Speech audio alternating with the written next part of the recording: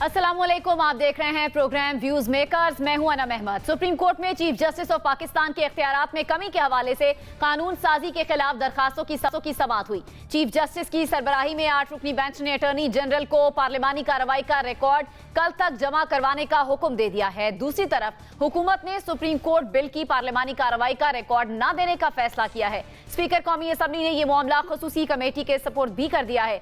हमारा सवाल यह है कि हुकूमत की मुसलसल टकराव की पॉलिसी का क्या नतीजा निकल सकता है। इस पर बात करने के लिए हमें जो ज्वाइन करे मेहमान, उनका मैं तारुफ करवा देती हूँ। अंबर शमसी, मुजम्मिल सोहरवर्दी साहब, असद महमूद और अब से कुछ देर के बाद अमीर अब्बास भी हमें ज्वाइन करेंगे। अंबर, सबसे पहले मैं आपकी जानिब आऊंगी। हुकूमत क्या चाह रही है इस वक्त? मुसलसल आपको लग रहा है कि टकराव की पॉलिसी है और इसके रिजल्ट्स क्या हो सकते हैं? जी, जो अब ऐसा लगने लगा है, हुकूमत ज़ाहिर है उस हुकूमत और पार्लियामान में जो जमातें मौजूद हैं वो अब मुझे लगता है ये मकसद सिर्फ नहीं है कि मजम्मत करें और जाहिर करें कि उनकी पार्लियामानी ताकत क्या है। मैं समझती हूँ वो बेट कर रहे हैं, यानी कि वो कह रहे हैं आप बैल मुझे मार। अभी तक सुप्रीम कोर्ट या चीफ जस्टिस ने जो हम बार बार कई हफ्तों से डिस्कशन ये कर रहे हैं कि किस पर कंटेम्प्ट ऑफ कोर्ट लगेगा।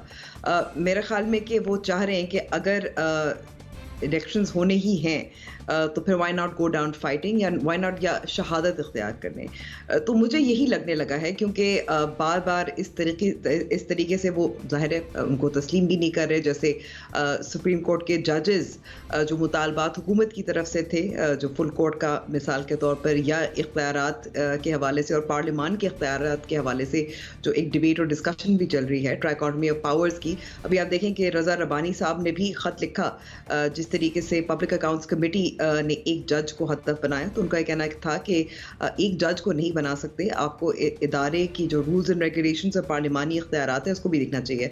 तो ये थोड़ा सा एक टिट फॉर टैट है, यानी कि आप आंखें दिखाएं तो पार्लियामान आंखें दिखाती है। ये इस वक्त कैट एंड माउस गेम जो चल रहा है, मुझे अब लग रहा है कि इसका जो एंड यही हो सकता है कि पूरी पार्लियामान पे कंटेम्प्ट ऑफ कोर्ट लगा और फिर इलेक्शंस हो गए तो ये मसला हल। सही है।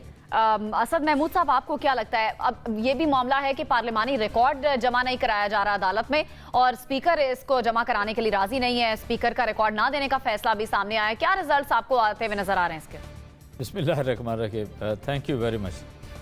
मेरा ख्याल है क्या रिजल्ट सामने आएंगे। आप देखें तो सही, इस वक्त मुल्क के अंदर जो अफरा तफरी की सूरत हाल है, आपको कहीं पूरे मुल्क के अंदर कोई कॉन्स्टिट्यूशन जो 73 का है कोई नज़र आता है? आप ये महसूस करते हैं कि हाँ उसके तहत सारा कुछ काम हो रहा है, उसी पे सारा कुछ अमल दरामद एक लिहाज से हो रहा है? सुप्रीम कोर्ट को जिस तरीके से आप फील करते हैं कि पीडीएम और स्पेशली नून लीग के जो वज़रा हैं स्पेशली, उन्होंने जिस तरीके से आड़े हाथों लिया हुआ है, कभी मैं समझता हूँ कि पूरी दुनिया के अंदर इस तरह की मिसाल आपको नहीं मिलेगी जो कि आप पाकिस्तान के अंदर देख रहे हैं। और आप इमेजिन करें जब ये असम्बली के फ्लोर पे होते हैं, इनका एटीट्यूड, इन जिस तरीके से इनके मुंह से झाग निकलते हैं, and the way they are accusing, maligning and even targeting the supreme court जजेस, nowhere in the world it happens. ये सिर्फ पाकिस्तान के अंदर हो रहा है। जब ये मीडिया के ऊपर होते हैं तो इनकी एक और टोन होती है, and when actually you find them in the supreme court तो ये ऐसा लगता है कि नहीं बिल्कुल ये शेर से बिल्कुल ऐसा पानी गिर गया और ये भीगी बिल्ली बन चुके हैं। आई वुड से हाँ, I tend to agree with Ambar Shamsi साहिबा कि हाँ ये मेरा ख्याल है ये इस चीज़ का इंतज़ार कर रहे हैं कि जब कंटेम्प्ट ऑफ कोर्ट किस पे लगती है। ये सियासी शहीद बनना चाहते हैं, बिकॉज बाकी तो इनके हाथ में कुछ रह नहीं गया। बदनीयती के साथ ये आए थे, बदनीयती का ये गठजोड़, तो ये चाहते हैं कि कंटेम्प्ट ऑफ कोर्ट लगे। जी बिल्कुल ऐसा ही है, this is exactly what it is. But मैं समझता हूँ कि इन सारी चीज़ों को सुप्रीम कोर्ट के जो मुअज़्ज़ज़ जज साहिबान हैं वो भी इन सारी चीज़ों को बड़ा बेहतर तरीके से एक लिहाज से देख रहे हैं। बट स्टिल आई वुड से ठीक है, आप गवर्नमेंट का ये एटीट्यूड है, पीडीएम का, पीटीआई को देखें, बट जनरली अगर आप देखें पूरे मुल्क के अंदर जो सिचुएशन है, यू ट्रस्ट में पूरा मुल्क इस वक्त स्टैंड स्टिल की कैफियत के अंदर मौजूद है। किसी शख्स का कोई कारोबार नहीं चल रहा, फैक्ट्रीज बंद, कारखाने बंद, कारोबार बंद, मिलें बंद हैं, लोग बेरोज़गार एक लिहाज से हो चुके हैं, कीमतें दुगनी तिगनी एक लिहाज से हो चुकी हैं। अब सोचने की बात तो ये है ना, फ़ाइन आप ये सवाल पीटीआई से नहीं कर सकते, ये सवाल आप पीडीएम से करें, प्राइम मिनिस्टर से करें, और फिर मैं ये कहूँगा कि जो पंजाब और केपी के अंदर स्पेशली वो जो दो लोग वज़राए आला आके बैठे हैं, उनको भी एक सवाल तो करना बनता है ना कि भी वो 90 डेज़ का काम है, कॉन्स्टिट्यूशन भी इसी तरीके से कहता है, तो आप फील करते हैं कि उन्होंने अगर कोई इकदाम सारे के सारे जो उनके मावराए आइन वो कर रहे हैं, उनके ऊपर कोई कदगन है, आप फील करते हैं कि उनके ऊपर कोई चेक एंड बैलेंस है, तो क्या पूरे मुल्क को इसी तरह अफरा तफरी के अंदर आइन को पामाल करते हुए इसी तरीके से चलाना है? अगर आपने ये एक सारा कुछ करना है तो tomorrow people are going to decide कि नहीं, हमें तो टैक्सेशन जमा कराने की ज़रूरत नहीं, जब कोई कॉन्स्टिट्यूशन पूरे मुल्क के अंदर एक लिहाज से इम्प्लीमेंटेड नहीं है तो बाकी हम कैसे किस तरीके से करेंगे? तो मैं समझता हूँ ना, बहुत ही बुरी सूरत हाल, बहुत ही बुरी सूरत हाल। एंड मैं हकीकत बताऊं, जब इन्होंने अप्रैल में टेक ओवर किया था नून लीग ने या पीडीएम ने, वी कुड नेवर एक्सपेक्ट कि इस हद तक ये वर्स्ट गवर्नेंस मैं समझता हूँ पाकिस्तान गवर्नेंस आपने इस तरह की एक्सपेक्ट नहीं कर रहे थे। सही है। मुजम्मिल सौरवर्दी साहब, आपको क्या लगता है हुकूमत का क्या मूड नजर आ रहा है इस वक्त? क्या इदारों के साथ, सुप्रीम कोर्ट के साथ हुकूमत तसादुम चाहती है? ख्याल में हुकूमत तो सुप्रीम कोर्ट का हर ऑर्डर ओबे कर रही है। जो ऑर्डर सुप्रीम कोर्ट दे रही है वो ऑर्डर ओबे किया जा रहा है। उन्होंने कहा 14 मई को इंतखाबात होने हैं, 14 मई का शेड्यूल आज भी फील्ड में मौजूद है। बात तो पार्लिमान और अदलिया के दरमियान हो रही है, हुकूमत बीच में कहाँ से आ गई? आप समझें, हुकूमत तो पार्लिमान अगर कोई बात कह रही है तो वो हुकूमत तो नहीं कह रही है, वो तो पार्लिमान कह रही है। तो इसलिए आप कहें कि पार्लिमान और अदलिया के दरमियान जो महाजराई है, ये सवाल अपनी जगह मौजूद है कि अगर पार्लिमान की कोई खुद मुख्तारी है तो क्या सुप्रीम कोर्ट पार्लियामेंट को डिक्टेट कर सकती है? क्या सुप्रीम कोर्ट पार्लियामेंट का रिकॉर्ड मंगा सकती है? क्या सुप्रीम कोर्ट पार्लियामेंट की कार्रवाई में मुदाखलत कर सकती है? सवाल तो ये है, वो हुकूमत की किसी मीटिंग का रिकॉर्ड मंगा रहे हो तो कल जमा हो जाएगा। वो कहें कि कैबिनेट की मीटिंग का रिकॉर्ड के मिनट्स पेश करें तो मेरे ख्याल में सुबह पेश हो जाएंगे, उसमें तो कोई रुकावट ही नहीं होगी। वो कहेंगे ईसीसीआई के मिनट्स पेश, सीसीआई के मिनट्स पेश, लेकिन जमा नहीं करा रहे ना अभी तक, स्पीकर हो जाएंगे, अभी तक रिकॉर्ड जमा नहीं कराया। नहीं तो हुकूमत ने तो देखें, वो तो पार्लियामेंट की खुद मुख्तारी का बात है। क्या पार्लियामेंट सुप्रीम कोर्ट को जवाबदेह है? अगर ये तय हो जाए कि पार्लियामेंट सुप्रीम कोर्ट को जवाबदेह है और सुप्रीम कोर्ट का मातहत अदारा है पार्लियामेंट और उसका हुक्म चलता है सुप्रीम कोर्ट के ऊपर, तो फिर फैसले कहाँ पर होंगे? मुजम्मिल सौरवर्दी साहब, किसको जवाबदेह है? फिर फैसले कहाँ पर होंगे? अगर देखें ना, देखें कि ये कोई आमरीत तो नहीं है कि सारे इख्तियारात किसी एक इदारे के पास, किसी एक फ़र्द के पास जमा हो जाएंगे और हम कहेंगे कि मुल्क में सुप्रीम कोर्ट की हुकूमत है, जो सुप्रीम कोर्ट कहेगा वो होगा। ये पार्लियामेंट के जमहूरियत में डिवीजन ऑफ पावर होती है। पार्लियामेंट के अपने इख्तियारात हैं, सुप्रीम कोर्ट के अपने इख्तियारात हैं, हुकूमत के अपने इख्तियारात हैं। आप कहते हैं जी जब वो पार्लियामेंट में बात करते हैं तो उनकी और टोन होती है। जब पार्लियामेंट को एक इम्यूनिटी हासिल है, वहाँ आप बात कर सकते हैं।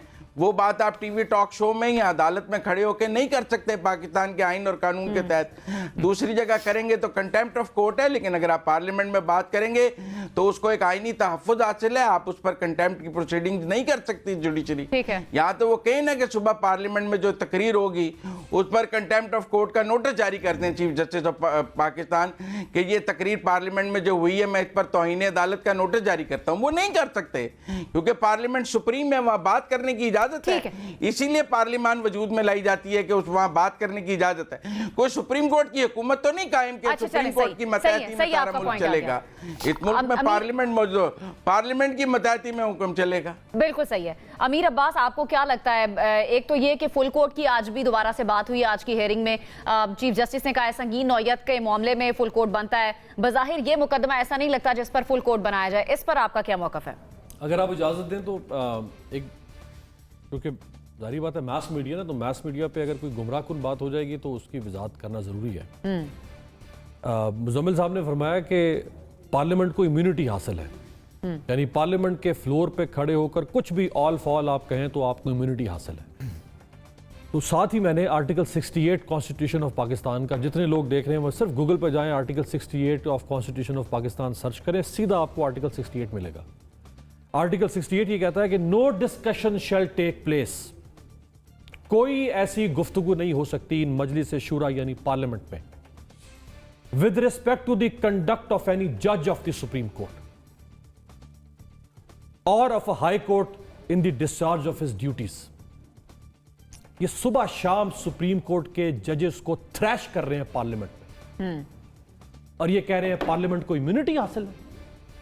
सुबह शाम जूते मारे जा रहे हैं सुप्रीम कोर्ट की ऑनरेबल सैंक्टिटी को और कह रहे हैं कि इम्यूनिटी हासिल है। डिफाइंस हो रही है, क्लियर डिफाइंस है सुप्रीम कोर्ट के ऑर्डर्स की। 2 फैसले दिए हैं सुप्रीम कोर्ट ने 2 दफा कि 90 दिन में इलेक्शन होगा। 3 दफा मोहलत दी है उस फैसले पर अमल दरामद के लिए। डिफाइंस हुई है, थ्रैश किया है सुप्रीम कोर्ट को, डिसोबेंस हो रही है उसकी। 22 फरवरी को जाके सुप्रीम कोर्ट ने एक्शन लिया है। 22 फरवरी को सुओ मोटो, 5 हफ्ते के बाद 14 जनवरी को असेंबली तहलील होती है। यह प्रोपेगेंडा किया जाता है ना कि सुप्रीम कोर्ट के बीच में आ गई, सुप्रीम कोर्ट के बीच में आ गई। 14 जनवरी को असेंबली तहलील हुई है। 22 फरवरी को 5 हफ्ते तक ये पिंग पोंग खेलते रहे। तो आपको लगता है ये जानबूझ के कर रहे हैं, वही बात के सियासी शहीद बनना चाहते हैं? फिर जानबूझ के इसमें कोई शक है कि ये जानबूझ के कर रहे हैं? इनके पास और कोई रास्ता ही नहीं बचा ना भाई। इनके पास एक ही रास्ता है इस वक्त अपनी गैर मकबूलियत की पस्त तरीन पोजीशन पर ये खड़े हुए। गवर्नेंस, जैसे कहा कर्नल साहब ने कि गवर्नेंस पैथेटिक हो चुकी हुई है, इकोनॉमी के बुरे हाल है, IMF ट्रस्ट करने को इन पर तैयार नहीं है। वो दोस्त ममालिक जो भागे भागे आते थे डॉलर थैलियों में भर के, वो डॉलर देने को तैयार नहीं है। 16 लोग आपके आटे की लाइनों में लगकर मर जाते हैं। ये हालत तो कभी भी नहीं हुई थी। हाँ, आटे का बोरान, चीनी, ये हमेशा होता रहा है। ये हालत तो कभी नहीं हुई थी कि लोगों को 8-10 किलो के तोड़े के लिए। सो कोई एक ऐसी खबर, हाँ मुजम्मिल साहब एक नहीं, वैसे वो 100 खबरें भी निकाल के दे सकते हैं, लेकिन कोई एक ऐसी खबर आप बताएं जो इस 1 साल में लोगों के लिए साय ऑफ रिलीफ हो। 62 साल की तारीख पे पहुंच चुकी है महंगाई की शरह, अनएम्प्लॉयमेंट। कोई एक ऐसी बात जिसको ये हुकूमत कहे कि ये है हमारा सुरखाब का पर, ये है काम जो आज तक किसी ने नहीं किया, हमने किया, हम भी उस पर तालियां बजाएंगे, स्टैंडिंग ओवेशन देंगे। सो अब इस सूरत में आपके पास you are left with no other option कि आप सुप्रीम कोर्ट के साथ ऑल आउट वॉर में चले जाएं, और सुप्रीम कोर्ट फिर आपको फारिग कर देंगे। फिर आप वही बयान लेके फिर बाहर निकल आएंगे कि वोट को इज्जत दो, वोट को इज्जत दो। मुझे क्यों निकाला? अच्छा, सही है। अंबर, आपको क्या लगता है, क्या हुकूमत ये जो कानून साजी का जो ये सारा प्रोसीजर है, इसको मजीद तवील करना चाहती है? ये तवील मजीद होगा इससे ज्यादा? देखिए, तवालत के हवाले से तो मैं कहूँगी कि ये एक डिमांड थी जो इख्तियारात के हवाले से, सुओ मोटो के हवाले से, ये काफ़ी देर से बार काउंसिल्स की डिमांड थी। हाँ, ज़ाहिर टाइमिंग ऐसी है कि जब इस वक्त मौजूदा जो इत्तेहादी हुकूमत है उनको लगा कि इससे उनको भी फ़ायदा होगा, तो उसी वक्त ये कानून पेश किया गया। ऐसे हो सकता है कि कोल्ड स्टोरेज में चला जाए, इसको ख़त्म तो ज़ाहिर नहीं कर सकते। तो मैं कहूँगी कि इंतज़ार भी किया जा सकता है अगले चीफ जस्टिस का। तो मैं कहूँगी कि यहाँ ये जो कानून साजी के हवाले से तवील होगा, I think that is actually the lesser problem है। इस वक्त जो मसला और वो ब्रॉडली मसला ये है कि तमाम जो इदारे हैं, मैंने ट्राइकोटमी ऑफ पावर्स की बात की, तमाम जो इदारे हैं वो इस वक्त आइन और कानून से बाहर खेल रहे हैं। और आप एक मॉडल पोजीशन, जैसे अमीर अब्बास बहुत जज्बाती भी हो जाते हैं अक्सर और हमें लेक्चर भी बहुत देते हैं, आप एक मॉडल पोजीशन तो ले सकते हैं और उसको आप जोड़ सकते हैं, उसमें बिल्कुल दुरुस्त बात यह है। लेकिन जब आप इसको कोल्डली एग्जामिन करते हैं, आप उसका तज्जिया करते हैं कि किसने क्या उनका किरदार था और क्या रोल अदा करना है, तो मुझे कोई ऐसा इदारा नज़र नहीं आ रहा जो अपना कानूनी और आइनी जो किरदार है वो अदा कर रहा हो। और ये उसका नतीजा ये केओस है, उसका नतीजा ये अदम इस्तेहकाम है, उसका नतीजा ये है कि रेजोल्यूशन नहीं हो रही, और इसका नतीजा ये है कि जो एक इंस्टीट्यूशनल बातचीत 1 साल से मेरे ख्याल में, मैं तो इस बात का मुतालबा करती आई हूँ, हो नहीं रहा। एक इंस्टीट्यूशनल मेरे ख्याल में बातचीत होनी चाहिए, वो नहीं हो पा रही। मैं बात इसी पर ख़त्म करना चाहूँगी। सही है। असद महमूद साहब, ये जो बातचीत हो नहीं पा रही है और मुसलसल टकराव की कैफियत है, आपको लगता है इसका हल फिर कौन निकालेगा? अगर सब आइन से बाहर होकर खेल रहे हैं, जिस तरह अंबर भी बात कर रही हैं, तो फिर हल कौन निकालेगा इसका? एक्चुअली हम ना बीइंग इवन पाकिस्तानी, हम सिर्फ मोजज़ों पे यकीन रखते हैं। हम मोजज़ों के इंतज़ार में बैठे रहते हैं, क्योंकि मोजज़ा हो जाएगा, चीज़ें ठीक हो जाएंगी। हमने मेहनत नहीं करनी। हमारे पास तो सिर्फ 4 बिलियन के फॉरेक्स रिजर्व हैं, लेकिन एक मुआवजा हो जाएगा 4 से 40 बिलियन चले जाएंगे। मेहनत नहीं हमने करनी, काम नहीं करना, प्लानिंग नहीं करनी, और हमने किसी पॉजिटिव डायरेक्शन के अंदर नहीं चलना। एंड अनफॉर्चुनेटली आई वुड से, मेरे ख्याल इस वक्त मुल्क के अंदर जो सिचुएशन है, yes everybody is looking towards supreme court की आप बात करते हैं, लेकिन हाँ ये ज़रूर तो कहा जा सकता है ना कि अगर उस वक्त, मैं पिछले साल की बात करूँ, असम्बली जब टूटी और जिस तरह सो मोटो नोटिस लिया गया, रात को अदालतें खुली, और 36 घंटों के अंदर आप कह सकते हैं कि पिछली गवर्नमेंट के उन्होंने तिया पांचा करके रख दिया। और see what is happening now, यानी अब अमीर अब्बास साहब ने बात की 14 जनवरी, 22 फरवरी, फिर अप्रैल आया, मई आ गई, 14 मई को कहते हैं जी कि इलेक्शन सर्टली नहीं हो सकते। तो मेरा ख्याल है ये जो टू बी वेरी ऑनेस्ट ये जो वीकनेस दिखाई है और ये जो अपोलोजेटिक रवैया आपको नज़र आया एक्चुअली सुप्रीम कोर्ट के फैसलों के अंदर आगे चलना, आगे लेके जाना, तो मेरा ख्याल है कि ये इसने भी सुप्रीम कोर्ट की बेतौकीरी में बड़ा मेजर रोल मैं समझता हूँ कि प्ले किया। और फाइन जहाँ तक तो हुकूमत की बात है पीडीएम की, और पीडीएम को भी छोड़ें, सिर्फ अगर आप नून लीग की बात करते हैं जिसको कहते हैं ना जब इनके पल्ले रह कुछ नहीं गया, दिस इज़ नथिंग एक्चुअली, जो कि अगर कोई इलेक्शन कोई मैनिफेस्टो होता है तो ये जाके कहते हैं लोगों को देखो हमने ये सारे का सारा किया। हाँ ये तो ज़रूर कह सकेंगे हमने आटा दिया है, आटा कहाँ से, यूक्रेन से आया, काली गंदम का आटा आया और लोग उसको भी खा के बीमार हो गए, 20 जाने तो बस वैसे एक क्लास से चलेगी। तो प्रैक्टिकली अनम इस गवर्नमेंट के अकाउंट के ऊपर कोई एक चीज़ भी ऐसी नहीं कि जिसके ऊपर they can go with pride to the people के नहीं यार देखो हमने तो बड़ा काम किया आपके लिए और हम बड़ा कुछ करना चाहते हैं। और ये सिर्फ यही करना चाहते हैं, टकराव की सियासत, पाकिस्तान जाए भाड़ के अंदर। ये कोई देखे ना, अगर इस वक्त पंजाब के अंदर केपी के अंदर डू यू थिंक कि कोई मुंतखब नुमाइंदों की हुकूमतें हैं और do they really have the right के इसके बाद उनके अहकामात पे अमल दरामद होना चाहिए? नहीं, this is something very important. Why? Because जरा जल्दी से जी ये 90 दिन के लिए ये आती हैं ये इंटरिम गवर्नमेंट्स।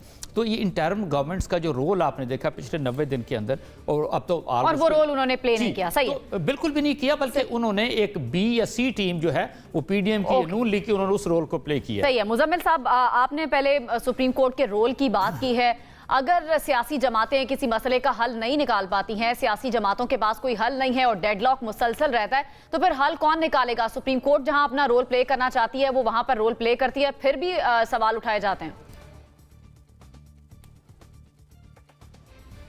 देखिए सुप्रीम कोर्ट पर आज सवाल सुप्रीम बाहर से तो नहीं उठाए जा रहे, ये तो सुप्रीम कोर्ट के मौजूद जज उठा रहे हैं। अगर कोई जिस सू मोटव की तारीफ़ों के पुल बांध रहे थे, अभी अमीर अब्बास साहब के 14 जनवरी को लिया और 22 फरवरी को जाके सू मोटव लिया, उस सू मोटव की कानूनी और आइनी हैसियत पर तो सुप्रीम कोर्ट के मौजूद जजेज ने सवाल उठाया है ना कि ये सू मोटव लेने का चीफ जस्टिस को इख्तियार नहीं था। और वो जो 2 जजेज एक सीसीपीओ का केस सुनते सुनते सू मोटव का नोट लिख कर भेज देते हैं, उन्होंने भी अपना आइन से तजावुज़ किया।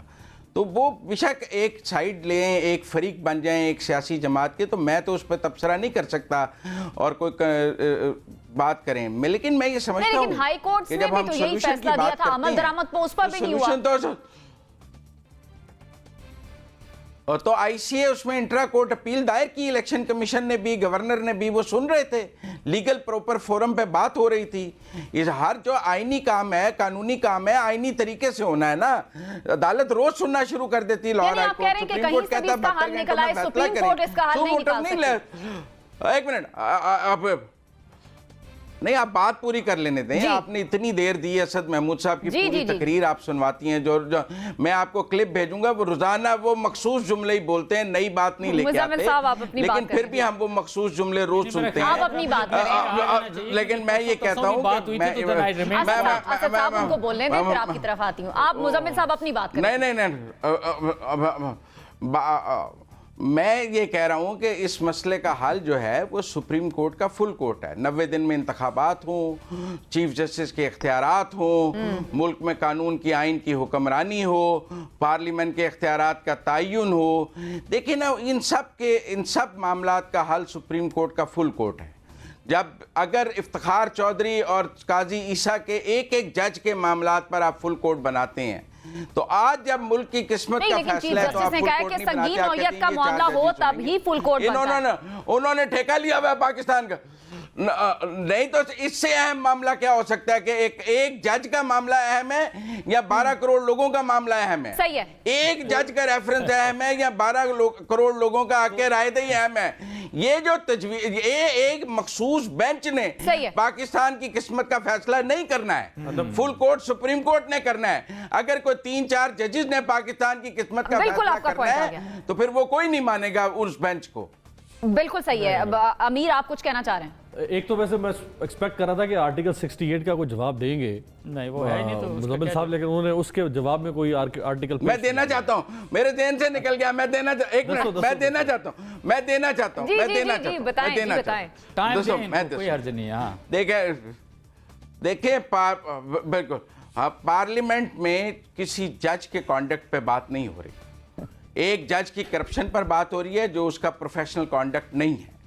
किसी की करप्शन, वो किसी प्रोफेशनल कॉन्डक्ट की बात नहीं हो रही, एक जज की करप्शन की बात हो रही ठीक है। दूसरा जो है बेंच फिक्सिंग पे बात हो रही है, 4-3 पर बात हो रही है कि जी ये जो फैसला है ये 4-3 का है, ये एक किसी किसी जज के किसी कॉन्डक्ट की बात नहीं हो रही है।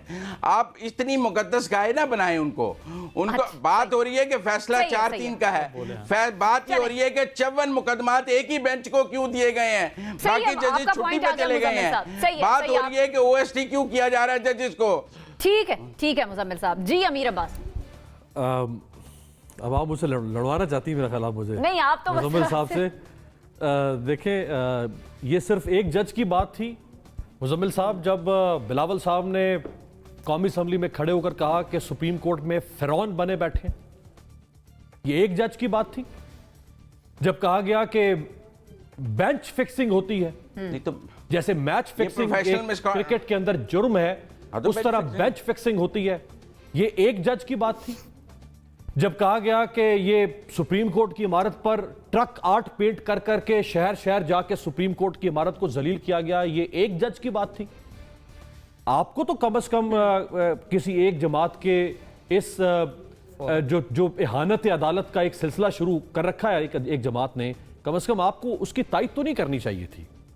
आपको तो कंडेम करना चाहिए, कोई भी करे, एक प्रिंसिपल स्टांस की बात करनी चाहिए ना।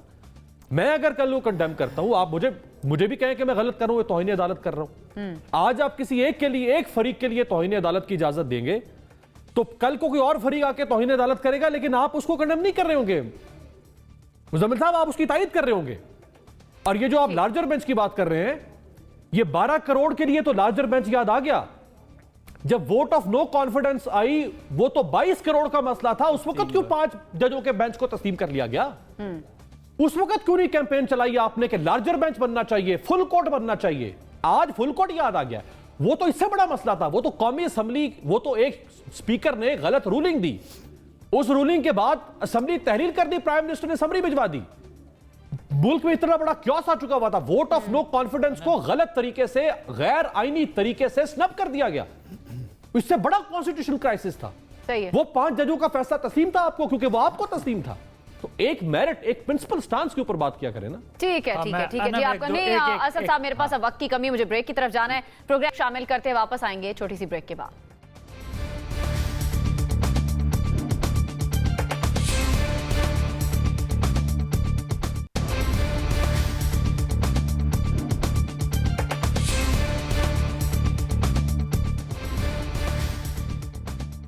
ब्रेक के बाद आपको कहेंगे खुशामदीद। फौज का रद्द-ए-अमल सामने आया है। इमरान खान के इल्जामात के बाद पाक फौज ने रद्द-ए-अमल दिया है और इंतहाई अफसोस का इजहार किया है और कहा है कि ये मनगढ़ंत इल्जामात हैं जिसकी हम मजम्मत करते हैं, नाकाबिले कबूल हैं। अमीर अब्बास, मैं पहले आपकी जानिब आऊंगी, क्या कहेंगे इस पर आप? देखिए, हम तो नहीं जानते कि इल्जामात में कितनी सदाकत है। बहरहाल इमरान खान साहब एक साबिक वज़ीर आज़म रहे हैं, एक पार्टी के सरबराह हैं और उनके ताल्लुकात होंगे हर जगह पे, उनके ज़राए भी होंगे, उनके मरासिम भी होंगे। वो बेहतर बता सकते हैं कि उनके इल्ज़ामात में कितनी सदाकत है। जिन पर इल्ज़ाम लग रहा है उनको भी तरदीद का हक़ है और उसकी तस्हीह का भी हक़ है और वो तरदीद कर रहे हैं इसकी। लेकिन जो ओवरऑल इस वक्त मुल्क के अंदर माहौल है, उस माहौल में तो कहीं ना कहीं बार बार इस्टेब्लिशमेंट का लफ्ज़ आ रहा है। क्यों आ रहा है, इस पर भी बहरहाल इस्टेब्लिशमेंट को और उनके खैर खाहों को, हमदर्दों को, हम भी खैर खाएँ, हम भी हमदर्द होकर बात कर रहे हैं, ये सोचने की ज़रूरत तो है। आज आप कोई टीवी चैनल खोल के देख लें, आप कोई सोशल मीडिया प्लेटफॉर्म खोल के देख लें, दिन में बार बार कितनी दफ़ा हमारे इस मोतबर इदारे का कहीं ना कहीं जिक्र आता है। ये किसी तौर पर भी कोई काबिल फ़ख्र बात और हमारे लिए तसल्ली बख्श बात तो नहीं है, काबिल इत्मीनान तो नहीं है। इसको बहरहाल दोनों तरफ से देखा जाना चाहिए कि कहीं ऐसा तो नहीं कि हमारी तरफ से भी कोई ऐसा कदम या कोई ऐसी ट्रेस पासिंग हो रही हो कि दूसरी तरफ से उस पर रद्द-ए-अमल आ रहा है। और इमरान खान साहब को भी बहरहाल मुतात गुफ्तगू करनी चाहिए। एक बात ज़रूर मैं कहता चलूँ कि ठीक। जनरल बाजवा साहब के दौर में वो बहुत कुछ कहते थे उनको सही। आखिरी दिनों में, लेकिन बाजवा साहब के जाने के बाद जब मौजूदा आर्मी चीफ आए जनरल आसिम, तो तकरीबन 3 महीने तक इमरान खान साहब ने जनरल आसिम के खिलाफ या मौजूदा इस्टेब्लिशमेंट के ठीक है। खिलाफ कोई लफ्ज़ इस्तेमाल नहीं सही किया, है। जो कि एक गुडविल जेस्चर था उनकी तरफ से कि लेट्स मूव अहेड और चीज़ों को मजीद डिसप्लेयर की तरफ ना लेके जाया ठीक जाए। है। शायद उनको अब लग रहा हो कि कुछ ऐसी चीज़ें हो रही हैं और उन्होंने दोबारा से वो हार्श टोन इख्तियार कर ली है। ठीक है, ठीक है। अंबर, आपको क्या लगता है अब जो ISPR की तरफ से बयान सामने आया है और साथ ही साथ उन्होंने ये भी कहा इदारा झूठे बयानात पर कार्रवाई का हक भी महफूज रखता है? देखिए, मेरे ख्याल में कि एक तो ये ज़ाहिर है एक तंबीह भी है इमरान खान साहब को, क्योंकि इमरान खान साहब की तारीख तो रही है कि वो इल्ज़ामात लगाते हैं। आपको याद होगा उन्होंने जब 2014 के इंतखाबात के बाद भी जो इल्ज़ामात और जिस पर लगाए थे वो इल्ज़ामात साबित नहीं हो सके थे, बल्कि उल्टा उन पर डेफेमेशन केसेस फाइल हुए थे। और इमरान खान साहब बहुत कानून और इन सब मामलात पे उसकी बात करते हैं, लेकिन जब उनको तलब किया जाता है कानूनी मामलात में, डेफेमेशन केसेस में, तो वो खुद अपेयर नहीं होते। He seems to think it's above him। जब 35 पेंचर की बात हुई थी तो उस वक्त उन्होंने बाद में हंस के कह दिया हाँ ये तो बस एक सियासी बयान था। नहीं, ये अगर आप इल्ज़ाम लगाते हैं तो सबूत के साथ पेश करना चाहिए। मेरे ख्याल में कि ज़रूर इमरान खान साहब, मैं कहूँगी कि बल्कि ये जो FIR नहीं कटी थी, उनको ज़ाहिर है उनके सदर हैं परवेज़ इलाही साहब, उनसे मालूम कर लेते कि क्यों और किसने रोका था, और फिर उनके साथ बैठकर ये हमारे साथ सबूत के साथ पेश कर देते कि किन किन लोगों ने रुकवाया था, उसकी टाइमलाइन ऑफ इवेंट्स क्या थी, ताकि हम भी फैक्ट्स एस्टैब्लिश कर सकें। फिर दूसरा ये मैं कहूँगी कि जब इमरान खान साहब बार बार इस किस्म के इल्ज़ामात करते हैं, डेफेमेशन केसेस भी होते हैं, तो मेरे ख्याल में कि इस मामले में भी वो, क्योंकि सबूत, मैंने उनका ट्विटर थ्रेड देखा है, सबूत मुझे नज़र नहीं आ रहा, वो काफ़ी ज़्यादा इल्ज़ामात लगाए हैं। कानूनी कार्रवाई फिर मैं कहूँगी कि ज़रूर होनी चाहिए। मुजम्मिल साहब, सबूत किसी को नजर नहीं आ रहे लेकिन इल्जामात लग रहे हैं और अब ISPR का बयान भी सामने आया है, किस तरह से देखते हैं? देखिए, मैं समझता हूँ कि इमरान खान साहब के पास 2 लीगल रेमेडीज़ थी। पहली रेमेडी ये थी कि उनकी FIR दर्ज होती, और ये FIR सुप्रीम कोर्ट के हुक्म पर दर्ज हुई। सुप्रीम कोर्ट के चीफ जस्टिस साहब ने सो मोटिव लिया, जिसे मैं गलत समझता हूँ, क्योंकि उसके बाद उन्होंने सारे फोरम्स को ख़त्म कर दिया। अगर FIR दर्ज ना होती, हाई कोर्ट जाते, सुप्रीम कोर्ट आते, सेशन जज जाते। जब सुप्रीम कोर्ट ने सो मोटिव लेकर एक FIR दर्ज करा दी और उसको सैंक्टिटी दे दी, तो फिर उसके बाद उस FIR पर कोई क्या बात कर सकता है। ये FIR सुप्रीम कोर्ट के सो मोटिव पर दर्ज हुई है। दूसरी बात यह है कि अगर इस मुल्क में हज़ारों लाख सैकड़ों लोगों की FIRs दर्ज नहीं होती हैं, और कानून और आइन में इसीलिए प्राइवेट कंप्लेंट का रास्ता दिया गया है। अगर आज मैं किसी को समझता हूं कि वो मेरा मुजरिम है और अगर पुलिस उसकी FIR दर्ज नहीं करती है, तो मेरे पास प्राइवेट कंप्लेंट उस आदमी के खिलाफ दर्ज करने का रास्ता मौजूद है। लोग कत्ल में, इक़दाम कत्ल में सैकड़ों दफ़ा प्राइवेट कंप्लेंट दर्ज करते हैं और अपने मुलज़िम को प्राइवेट कंप्लेंट में बराह रास्त अदालत में नामजद करते हैं। सही है। असद इमरान साहब, खान साहब को के पास अगर कोई सबूत हैं तो वो जाके प्राइवेट कंप्लेंट दर्ज कर लें। अगर उन्होंने दोनों रास्ते नहीं लिए तो वो मीडिया ट्रायल का रास्ता ले रहे हैं, जो मैं समझता हूं कि जो ठीक नहीं है। उन्हें कानून का रास्ता लेना चाहिए, कानून का रास्ता लेना चाहिए। असद साहब, आपको क्या लगता है, फौज के खिलाफ खान साहब को बात करने के लिए परहेज या गुरेज नहीं करना चाहिए इस वक्त? मैं बिल्कुल आपसे मुत्तफिक हूँ ना। मैं इससे पहले भी कई दफ़ा ये बात कर चुका हूँ कि हमारी जितनी भी पॉलिटिकल पार्टीज़ हैं, और स्पेशली अब ऑफ लेट अगर आप PTI की बात करते हैं, मतलब एक तो उनसे वो यह है कि जिस साल हो गया he is out of the power, एक वो उनको डिस्टर्ब कर रही है सारी चीज़।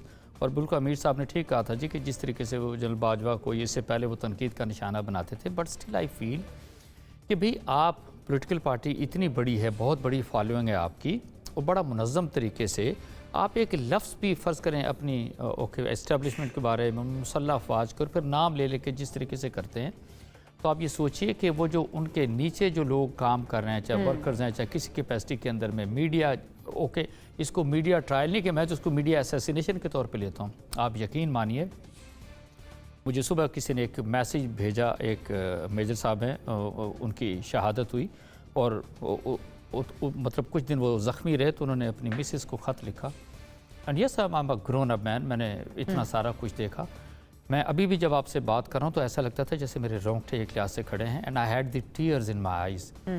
ये वो फौज, ये वो लोग हैं आपके कि जो इस वक्त मौजूद हैं। आप ये इस तरह के बयान दे के देखें, आज सिचुएशन ऐसी है, कल तो डिफरेंट हो जानी है।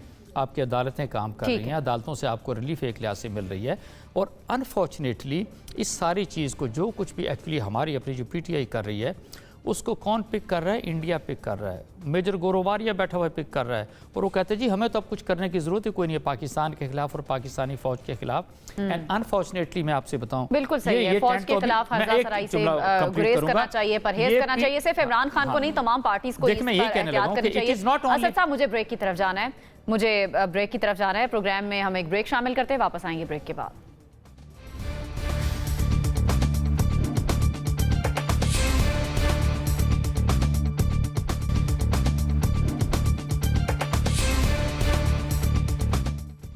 ब्रेक के बाद खुशामदीद, बात करेंगे हम मईशत की, और हमारा सवाल ये होगा कि IMF कर्ज प्रोग्राम अभी भी ताहाल ताखीर का शिकार है, तो क्या मईशत के साथ भी सियासत हो रही है? मुजम्मिल सोहरवर्दी साहब, मईशत के साथ आपको लगता है खिलवाड़ हो रहा है, सियासत हो रही है, IMF का प्रोग्राम ताखीर का शिकार है स्टिल? मैं समझता हूँ कि ये जो इंटरनेशनल कंट्रोवर्सीज हैं, दुनिया दो पोल धड़ों में तकसीम है, पाकिस्तान उसमें दोनों तरफ फंसा हुआ है। पिछले दिनों वॉशिंगटन पोस्ट की स्टोरी भी इस हवाले से थी। हम दोनों तरफ चलने की कोशिश कर रहे हैं, जो एक मुश्किल काम है। SCO में भी हैं, दूसरी तरफ भी हैं, यूरोपियन यूनियन से भी बात की आज बिलावल ने।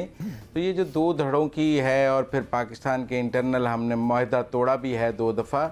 तो मुझे ये लगता है कि खिलवाड़ कोई नहीं हो रहा, कुछ आलमी सियासत ऐसी है जिसमें इस वक्त पाकिस्तान फंस गया है, और आलमी हालात बदलते चीज़ें बदलेंगी। सही है। अमीर अब्बास, हुकूमत ने तो देखिए बहुत काम किया है IMF को मुतमईन करने के लिए या खुश करने के लिए। माली बोझ भी लोगों पर लाद दिया, बिजली भी महंगी कर दी, पेट्रोल के ऊपर जो सब्सिडी हो सकती थी लोगों को रिलीफ देने के लिए वो सब्सिडी भी नहीं दी, गैस भी महंगी कर दी। इससे ज़्यादा अब हुकूमत बेचारी और क्या कर सकती थी? डॉलर को भी कंट्रोल नहीं किया, वो भी एक तरह से फ्री फ्लोट रहा, ओपन मार्केट में कोई रेट है और इंटरबैंक कोई रेट है। तो हुकूमत ने तो मेरा ख्याल है बहुत कुछ किया है। IMF को ही कुछ शर्म करनी चाहिए थी, अब इससे ज़्यादा और वो क्या निचोड़ना चाहता है। अच्छा अंबर, आपको क्या लगता है, हुकूमत चाहती है कि IMF प्रोग्राम बहाल हो, उसमें वापस जाना चाहती है? नहीं, अब तो शक मुझे भी होने लगा कि शायद हुकूमत इसमें भी वापस जाना नहीं चाहती, क्योंकि जो एक सियासी कॉस्ट भी अदा किया है लोगों ने, जो महंगाई और जो मुश्किल हालात इस वक्त बर्दाश्त किए हैं, उसके बावजूद आपको सिर्फ तकरीबन $1 बिलियन प्लस आपको फिर भी नहीं मिले, तो कुछ गड़बड़ है। मेरे ख्याल में इसकी जिम्मेदारी कुछ जाहिर है IMF की भी है, और दूसरा इसाक डार साहब की है, जो वक्त खत्म हो गया मेरे पास। असद साहब, आपसे एक लाइन में कमेंट लेना चाहूंगी। देखें, IMF जिस मुल्क के अंदर भी गया है उसको तबाह बर्बाद करके आया है, और एक्चुअली ये आप कह सकते हैं कि अमीर मुल्कों का गठजोड़ है। 18% शेयर तो सिर्फ यूनाइटेड स्टेट्स के हैं। आज अमेरिका अगर चाहे तो नेक्स्ट डे वो लोन जो है या जो आपका एग्रीमेंट है वो इन प्रोसेस आ सकता है, but that's how the things are going on. सही है। अब बहुत तमाम मेहमानों का मुझे प्रोग्राम से इजाजत दीजिए, अल्लाह ने के बाद।